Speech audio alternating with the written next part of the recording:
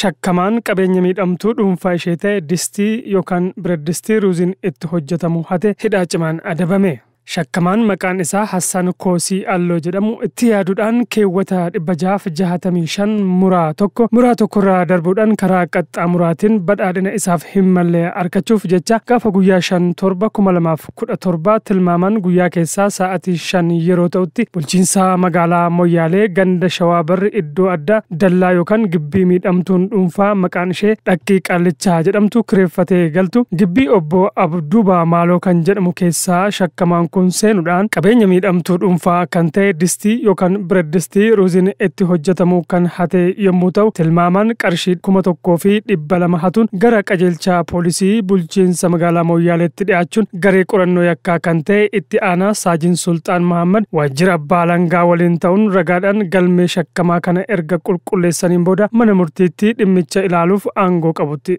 dabarsuun manni murtii himannaa abbaa alangaa dhiyaateen shakkamaa dhaddachatti dhiyeessuudhaan jecha waaqii fi amantaa isaa irraa fuudhuun yakka hannaa kana akka ofirraa ittisuuf manni murtii yeroo 4f beellamus shakkamaan kun ragaa ittisaa dhiyeeffachuu yookaan ofirraa ittisuu waan hin dandeenyeef dhaddacha gaafa guyyaa 24/8/2017 ooleen manni murtii shakkamaa kanaa fi fakkaattota isaa barsiisuu ni danda'a jechuun hidhaa cimaa waggaa 2 adabee jira. Qajeelcha poolisii bulchiinsa magaalaa Moyyaaleetu gabaase.